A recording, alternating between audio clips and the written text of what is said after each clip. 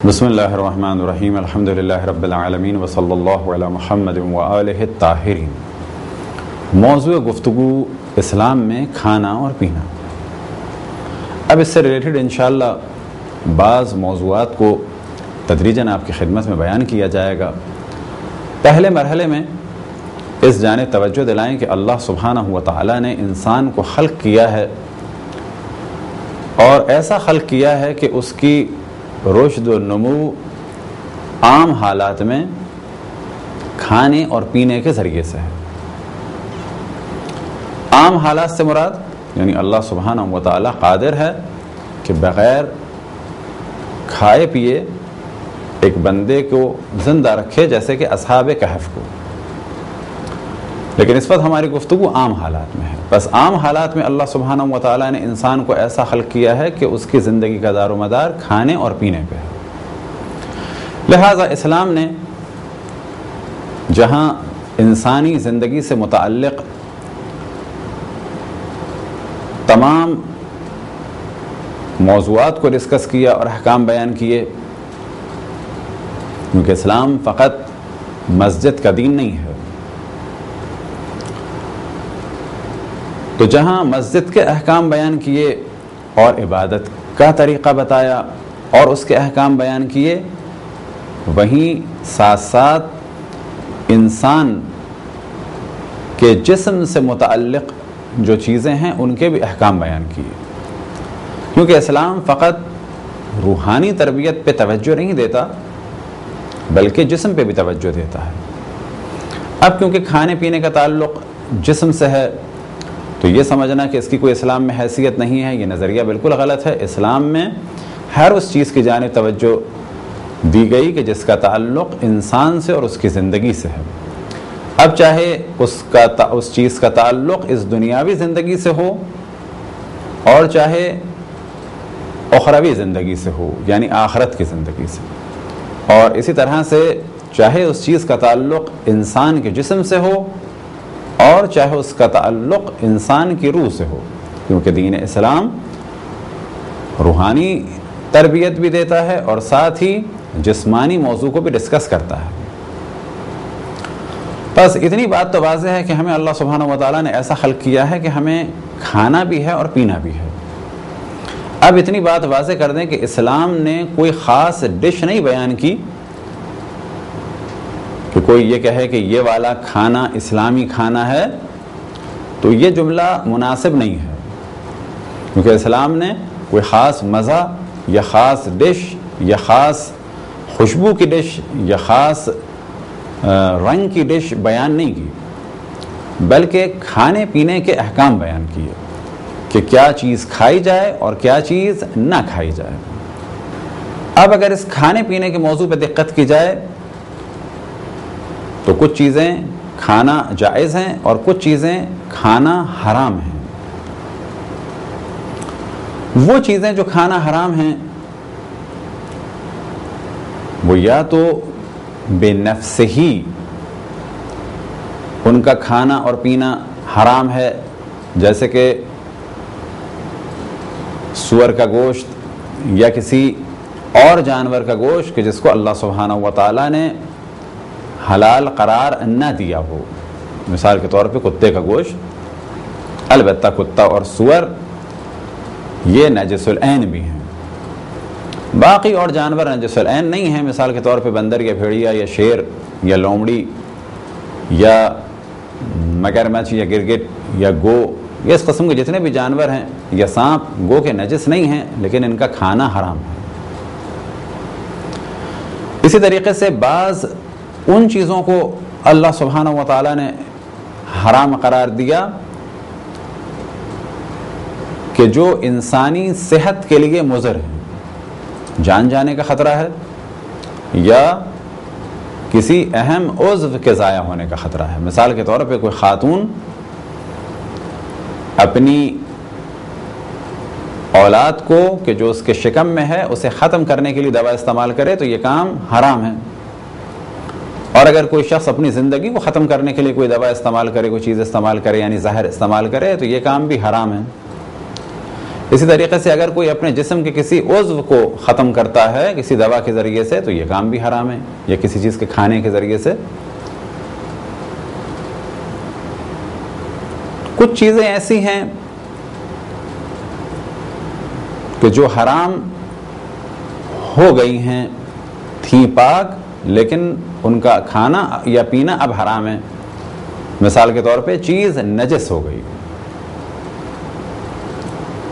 بس اگر کوئی چیز نجس ہو گئی تو اس کو پاک کیا جائے، اور اگر پاک کرنا ممکن نہیں ہے یا اگر پاک کرنا ممکن ہے اور اس کو نجس ہی استعمال کیا جائے تو ایسی چیز کا بھی کھانا اور پینا حرام ہے۔ مثال کے طور پہ گھی نجس ہو گیا، وہ پاک نہیں ہو سکتا۔ مثال کے طور پہ ایک پھل نجس ہو گیا، وہ پاک ہو سکتا ہے، بس اگر کوئی اس گھی کو استعمال کرے کھانے کے لیے تو یہ کام حرام ہے۔ پھل کو پاک کر سکتا ہے، پاک کر لے تو پھر یہ کھانا جائز ہو جائے گا، لیکن اگر اسے پاک نہیں کرتا اور بغیر کسی اضطراری حالت کے، اضطراری حالت کیسی کہ یہی پھل ہے جو نجس ہے اور پانی پاک کرنے کے لیے نہیں ہے، اور اسی پھل کو اگر کھایا تو انسان زندہ رہ سکے گا، تو پھر اس پھل کا کھانا جائز ہے۔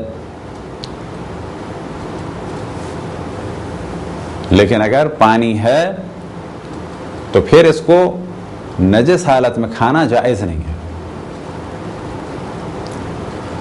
بس کچھ چیزیں بے نفس ہی حرام ہیں اسلام میں، کچھ چیزیں نجاست کی وجہ سے حرام ہیں، اور کچھ چیزیں پاک بھی ہیں، نجس بھی نہیں ہیں، بے نفس ہی حلال بھی ہیں، لیکن ان کا کھایا جانا بھی حرام ہے۔ مثال کے طور پہ ایک مال کہ جو ہو پاک لیکن چوری کا ہے، فرض کریں کہ روٹی پاک گندم کی ہے، پاک پانی سے اس کے خمیر کو گوندا گیا، لیکن وہ چوری کی روٹی ہے، تو یہ کام بھی حرام ہے۔ اب ممکن ہے کوئی سوال کرے کہ چوری کی روٹی سے تو موت واقع نہیں ہوتی، تو یہاں پر ہم توجہ دلائیں کہ اسلام نے روحانیت کی جانب بھی توجہ دی اور ساتھ میں اس دنیاوی جسم کی جانب بھی توجہ دی۔ بس ایک جانب ایسی چیز کھانا کہ جو اس جسم کے لیے نقصان دہ ہو، موت کا سبب بنے یا کوئی شدید نقصان ہو، وہ جائز نہیں، اور دوسری جانب ایسا کھانا کھانا کہ جو انسان کی روحانیت کو نقصان پہنچائے، وہ بھی جائز نہیں۔ بس جتنے بھی قسم کے کھانے جو حرام ہیں، یا تو اس وجہ سے حرام ہیں کہ اس سے جسم کو نقصان ہوتا ہے، زندگی کو نقصان ہوتا ہے، اور یا اس وجہ سے حرام ہے کہ اس سے روحانیت کو نقصان پہنچتا ہے۔ اب جانوروں کے موضوع میں ایک بات واضح کرتے چلیں کہ ممکن ہے کہ بعض جانور جنگلی حیات کے لیے یا انوائرمنٹ میں ان کا ایک ایسا پارٹ ہے کہ اگر ان کو کھایا جاتا تو پھر وہ پارٹ پلے نہ کر پاتے اور انوائرمنٹ کو ایک نقصان ہوتا۔ اب اس جانب توجہ دلائیں کہ جو جانور اللہ سبحانہ و تعالیٰ نے حلال قرار دیے ہیں، اگر آپ دقت کریں کہ ان کو لاکھوں کی تعداد میں کھایا جا رہا ہے لیکن وہ ختم نہیں ہوتے، لیکن بہت سارے ایسے جانور ہیں کہ جن کو کھایا نہیں جا رہا، ان کا شکار بھی نہیں ہو رہا، لیکن وہ کم ہیں۔ بس ممکن ہے کہ بعض حرام گوشت جانور کہ جن کے بارے میں لوگ یہ کہیں کہ چائنا میں یا فلانے ملک میں کھائے جاتے ہیں اور کسی کو کوئی نقصان نہیں ہوا، ممکن ہے کہ ان کا نقصان یا تو روحانی اعتبار سے ہو کہ اس سے اثر پڑتا ہو سوچ پہ یا اخلاق پہ یا کردار پہ، کہ جیسا کہ روایتوں میں نقل ہوا کہ سور کا گوشت بے حیائی کا سبب بنتا ہے، اور آج ہم یہ دیکھ رہے ہیں کہ جو لوگ سور کا گوشت استعمال کرتے ہیں ان میں بے غیرتی اور بے حیائی بہت زیادہ ہے، حتیٰ اس بے غیرتی اور بے حیائی کی وجہ سے ان کے خاندان کا نظام بھی ڈسٹرب ہو چکا ہے۔ آج یہ بات ثابت ہو چکی ہے کہ کھانے پینے کے اثرات ہیں اور سوچ پر اثر پڑتا ہے، اسی طرح سے جینیٹکس وغیرہ میں موضوع ڈسکس ہوا کہ کھانے پینے کے بالآخر اثرات ہیں۔ ایک عام تصور یہ ہے کہ جو چیز اسلام نے حرام قرار دی ہے تو انہیں فقط اس زاویے سے دیکھا جاتا ہے کہ ان کا میڈیکلی کیا نقصان ہے. تو ہم نے توجہ دلائی کہ ضروری نہیں ہے کہ جو کھانا اسلام میں حرام قرار دیا گیا ہے اس کا فقط کوئی میڈیکلی نقصان ہو. ممکن ہے کہ اس کا ایک میڈیکلی نقصان ہو جو کافی عرصے بعد پتہ چلے، کیونکہ بعض نقصانات فوری ہیں. مثال کے طور پہ زہر کا اثر، بعض نقصانات فوری نہیں ہیں، تدریجاً ہیں، 10-20 سال میں ظاہر ہوتے ہیں. اور بعض چیزیں ایسی ہیں کہ جن سے روحانیت کو نقصان پہنچتا ہے. لیکن اسی کے ساتھ ساتھ توجہ رہے کہ بعض چیزیں جو حرام ہیں اس کا تعلق معاشرے کے نظم و ضبط سے ہے. اب یہ 3 مثالیں دیتے ہیں. مثال کے طور پہ شراب یا سور کے گوشت کے بارے میں کہا جائے گا کہ اس کا طبی نقصان ہے. چلیں جی، بات واضح ہو گئی. ممکن ہے ایک جانور کا نقصان فی الحال ظاہر نہ ہو رہا ہو کہ اس کے کھانے کا کیا نقصان ہے، ممکن ہے کافی عرصے بعد ظاہر ہو. اور یہ بھی ممکن ہے کہ وہ اس وجہ سے حرام قرار دیا گیا ہو تاکہ اس کی نسل ختم نہ ہو جائے. اور اگر اس کی نسل ختم ہوگی تو اس سے اثر پڑے گا انوائرمنٹ پہ یا جنگلوں پہ. مثال کے طور پہ بعض پرندے اور بعض جانور ایسے ہیں کہ جب تک کچھ پودوں کے بیج ان کے جسم سے گزر نہ جائیں اس وقت تک وہ بیج درخت بننے کی صلاحیت نہیں رکھتے. اب اگر ایک جانور اس چیز کو کھائے گا اور جب وہ اس کے معدے سے باہر نکلے گی گوبر کی صورت میں، تو پھر وہ بیج اس قابل ہوتا ہے کہ وہ درخت بن سکے. اور اگر اس جانور کو ختم کر دیا جائے تو پھر وہ درخت بھی تدریجاً ختم ہو جائے گا. تو ایک وجہ تو یہ ہو سکتی ہے کہ جسم کو نقصان ہے فوری یا تدریجی، یعنی کچھ عرصے کے بعد. ایک وجہ یہ کہ ممکن ہے کہ انوائرمنٹ کو نقصان ہو. ایک وجہ یہ ہو سکتی ہے کہ سوچ کو نقصان ہو، جیسے کہ سور کے گوشت میں بےغیرتی یا شراب کی وجہ سے، اور دیگر مشکلات، اخلاقی مشکلات اور اس کے علاوہ دیگر مشکلات. لیکن سوال یہ کیا جائے کہ اگر ایک سیب کے 2 پیس کر کے ایک آپ کو دیا جائے ایک کسی اور کو دیا جائے، تو اسلام یہ کہتا ہے کہ جو پیس آپ کو دیا گیا ہے ہاف، وہ آپ کے لیے جائز ہے، اور باقی ہاف یہ والا ہی سیب آپ کے لیے حلال نہیں ہے. اب اگر کوئی اس ہاف سیب کے بارے میں تحقیق کرنا چاہے تو وہ لیبارٹری میں نہیں ہوگی تحقیق. اب ایسا نہیں ہے کہ آدھا سیب جو آپ کے لیے حلال تھا اس کے الگ اثرات تھے، اور جو آدھا سیب کسی اور کا تھا تو جیسے ہی وہ کسی اور کی ملکیت میں گیا تو اس میں کوئی کیمیکل ری ایکشن نہیں ہو گیا.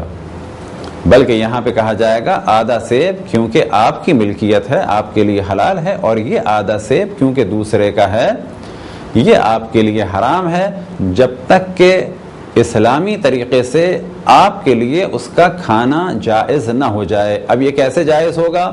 یا آپ اس سے وہ آدھا سیب خرید لیں، یا یہ کہ وہ آپ کو آدھا سیب کھانے کی خوشی سے اجازت دے دے، یا آپ کو وہ آدھا سیب تحفے کے طور پہ دے دے، یا یہ کہ وہ آدھا سیب صدقے کی صورت میں دے دے. فرض کریں غریب آدمی کو وہ آدھا سیب صدقے کی صورت میں دے دے. بالآخر وہ آدھا سیب حرام ہے. حلال کب ہوگا؟ کہ جب اسلامی طریقے سے آپ تک پہنچے گا. اب وہ اسلامی طریقے کیا ہو سکتے ہیں؟ خریدنا ہو سکتا ہے، تحفہ ہو سکتا ہے، صدقہ ہو سکتا ہے، بہت ساری طریقوں سے، یا میراث ہو سکتا ہے. مثال کے طور پہ آدھا سیب آپ کو دیا، آدھا سیب آپ کے والد کو دیا، اور والد راضی نہیں ہے کہ وہ آدھا سیب آپ کھائیں، تو بس آپ کے لیے جائز نہیں ہے وہ آدھا سیب کھانا. لیکن اگر والد کا انتقال ہو گیا اور آپ ہی فقط ایک تنہا وارث ہیں تو اب یہ سیب آدھا آپ کا ہو گیا. کیسے اجازت ملی؟ کہا جائے گا اسلام میں مالک بننے کا ایک طریقہ میراث ہے. تو یہاں پر اس آدھے سیب کے بارے میں میڈیکلی طور پر کوئی ریسرچ نہیں کی جا سکتی، بلکہ کہا جائے گا یہ آدھا سیب حرام ہے اقتصادی اعتبار سے، معاشرے میں نظم و ضبط کے عنوان سے. بس اسلام میں جو چیز بھی حرام قرار دی گئی ہے ہمیشہ اس کے پیچھے ایک میڈیکلی کاز نہ ڈھونڈا جائے. بلکہ یہ کہا جائے کہ جو چیز بھی اسلام میں حرام ہے اس کا کوئی نہ کوئی کاز ہے. اب یہ میڈیکلی بھی ہو سکتا ہے اور ممکن ہے سیاسی ہو, ممکن ہے اقتصادی ہو, اور ممکن ہے کہ معاشرتی ہو, اور ممکن ہے کہ کوئی اور وجہ ہو. مثال کے طور پہ شراب بیچنا اسلام میں حرام ہے خاص وجہ سے, سور کا گوشت بیچنا حرام ہے ایک خاص وجہ سے, دشمن کو اسلحہ بیچنا بھی حرام ہے لیکن وہ ایک خاص وجہ سے. بس بہت سارے کام حرام ہیں, ان کی وجوہات ہیں. اب وہ وجوہات میڈیکلی بھی ہو سکتی ہیں, سیاسی بھی ہو سکتی ہیں, اقتصادی بھی ہو سکتی ہیں, اور اسی طریقے سے ایک گھر کے سیٹ اپ کو بچانے کے لیے بھی ہو سکتی ہیں. اسی طرح سے ممکن ہے کہ انوائرمنٹ کے لیے ہوں. تو بہت سارے احکام ہیں اسلام میں اور ان کی مختلف وجوہات ہیں. اب یہ کھانے جن کا آپ کے سامنے تعارف کیا یہ حرام ہیں. اسی طرح سے کچھ حلال کھانے ہیں لیکن ان کو حلال طریقے سے کھانے کی بھی شرائط ہیں. مثال کے طور پہ اونٹ حلال ہے, گائے حلال ہے, بھیڑ حلال ہے, مچھلی حلال ہے, بعض پرندے حلال ہیں. بس ان حلال جانوروں کی بھی شرائط ہیں. اسی طریقے سے اگر وہ حلال ہوں تو پھر ان کو کس طرح سے مارا جائے, ذبح کیا جائے تو حلال ہوں گے. اونٹ کو ذبح کریں گے تو وہ حرام ہو جائے گا, اسے نہر کرنا ضروری ہے. مچھلی کو جال میں پکڑ لیا کافی ہے اس کے حلال ہونے کے لیے. ٹڈی وغیرہ اگر اڑ سکتی ہیں تو انہیں اگر کسی جال میں یا کسی جگہ بند کر دیا تو یہ کافی ہے حلال ہونے کے لیے. تو اب ان کے حلال ہونے کی کچھ شرائط ہیں. تو کھانے پینے کے چیپٹر میں یہ جو ہمارا موضوع چل رہا ہے اس میں ان تمام موضوعات سے ریلیٹڈ کچھ نہ کچھ گفتگو ہوگی. اب ایک جانب توجہ دلائیں, ممکن ہے کوئی کہے کہ شکر کا استعمال یعنی شوگر کا استعمال حرام ہونا چاہیے کیونکہ اس سے نقصان ہوتا ہے. تو یاد رکھیں شوگر عموماً نقصان دہ نہیں ہے. ہاں, ایک خاص آدمی کا جسم ایک خاص مرحلے میں جب پہنچتا ہے تو اس کے لیے ایک خاص مقدار میں شوگر نقصان دہ ہو جاتی ہے. مثال کے طور پہ ایک شخص خاص مرحلے میں پہنچ گیا, وہ کون سا مرحلہ ہے, یعنی شوگر کی بیماری ہو گئی. اب اس شخص کے لیے شوگر ایک خاص مقدار میں نقصان دہ ہے تو یہاں پہ کہا جائے گا کہ جس مقدار میں بھی اس کے لیے شوگر حرام ہے اس سے وہ بچے. لیکن اگر ایک شخص یہ جانتا ہے کہ اگر میں نے یہ شکر والی چیز استعمال کی تو میری موت واقع ہو جائے گی تو پھر تو اس کے لیے یہ شکر والی چیز حرام ہو جائے گی. بس یہاں پر بھی دار و مدار یہ نہیں ہے کہ نقصان شوگر میں بھی ہے تو وہ حرام ہو جائے, نقصان گھی میں بھی ہے, کولیسٹرول کا سبب بنے, یا بعد میں بعض وین وغیرہ کے بلاک ہونے کا سبب بنے. تو یہاں پہ کہا جاتا ہے عموماً جس چیز کو نقصان دہ کہا جاتا ہے. اب اگر کوئی چیز ہمارے جسم کے اعتبار سے نقصان دہ ہو گئی تو ہمیں اس سے بچنا ہے کیونکہ وہ نقصان دہ ہے. لیکن اگر وہ چیز جان جانے کا سبب بنے تو پھر وہ چیز بھی حرام ہو جائے گی ہماری نسبت سے. مثال کے طور پہ اگر خدا نخواستہ ہمارا جسم جل گیا تو پانی حلال ہے, پاک و پاکیزہ پانی قطعاً حلال ہے. لیکن اگر ہمارے لیے پانی نقصان دہ ہے تو ایسی صورت میں اگر جان جانے کا خطرہ ہے کہ پانی پیا تو جان چلی جائے گی, تو ایسی صورت میں آب زمزم بھی جائز نہیں ہوگا. وہ کہ وہ متبرک ترین پانی ہے, وہ بھی جائز نہیں ہوگا. ہاں, اگر کوئی اس سے شفا لینا چاہے تو ایک ہلکا سا ڈراپ ہاتھ میں کسی چیز میں ٹچ کر کے زبان پہ لگا لے تو کوئی حرج نہیں ہے. کس کی نیت سے؟ شفا کی نیت سے. لیکن فرض کرے کوئی جلا ہوا ہو, ڈاکٹر نے کہا ہو کہ اس کے لیے پانی بالکل نقصان دہ اور وہ کئی گلاس آب زمزم پی جائے تو کہا جائے گا یہ کام بھی آپ نے جائز نہیں کیا، کیونکہ آپ کی جان کے لیے اس وقت پانی خطرناک ہے۔ اب ہم توجہ دلائیں کہ حرام کھانا انسان کی روحانیت کے لیے نقصان دہ ہے، حق قبول ہونے میں رکاوٹ بنتا ہے۔ اب یہ حرام کھانا کون سا ہو سکتا ہے؟ یہ حرام کھانا عین نجس بھی ہو سکتا ہے، جیسے کتا یا سور۔ یہ حرام کھانا کسی حرام گوشت جانور سے بھی تیار ہو سکتا ہے، اور یہ حرام کھانا کسی حلال گوشت جانور کا ہو سکتا ہے کہ جو شرعی طریقے سے ذبح یا نحر نہ کیا گیا ہو، اور یہ حرام گوشت کھانا کسی مچھلی کا بھی ہو سکتا ہے کہ جس کے چھلکے نہ ہوں یا اس کو شرعی طریقے کے مطابق شکار نہ کیا گیا ہو۔ اسی طریقے سے یہ حرام کھانا کوئی پاک سبزی کا بھی ہو سکتا ہے کہ جو بناتے ہوئے نجس ہو گئی، مثال کے طور پہ اس میں پیشاب کا ایک قطرہ یا کوئی اور نجاست پڑ گئی۔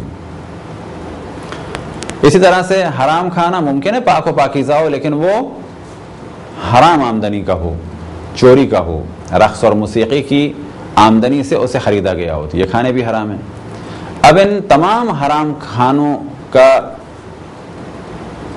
ایک نتیجہ ہے، اور وہ ہے روحانیت پر ایک ضربت، یعنی روحانیت کا نقصان۔ اور اسلام نے جانب توجہ دلائی کہ لقمۃ الحلال اہم ترین چیز ہے، یعنی حلال لقمہ، حلال کھانا اہم ترین چیز ہے۔ دعا کی قبولیت میں بھی حلال کھانا۔ اب یہ حلال کھانا کیسا ہو، یہ آپ کے سامنے بیان ہوا۔ یہ دعا کی قبولیت کے لیے اہم ترین چیز ہے، اور حق کو قبول کرنے کے لیے بھی حلال کھانے کے بہت اثرات ہیں۔ لہذا کربلا میں امام حسین علیہ السلام نے مخاطب کیا یزید فوج کو، اور جب انہوں نے حق کو قبول نہیں کیا تو امام حسین علیہ السلام نے ایک خاص موضوع کی جانب توجہ دلائی، اور وہ توجہ یہ تھی فقط مولعت بطونکم من الحرام، کہ تمہارے پیٹ پر ہو چکے ہیں حرام سے، یعنی اب تم حق بات قبول نہیں کر سکتے۔ بس جب بھی اسلام میں گفتگو ہو حلال اور حرام کھانے پینے کی تو اس کا دائرہ وسیع ہے، مختلف موضوعات اس ضمن میں ڈسکس کیے جا سکتے ہیں۔ خداوند تبارک و تعالیٰ سے دعا ہے کہ بحق محمد وآل محمد ہمیں اپنے رسول، اپنی حجتوں، خصوصاً امام زمان علیہ السلام کی معرفت اور اطاعت کی توفیق عطا فرمائے۔ وصلی اللہ علی محمد وآلہ الطاہرین۔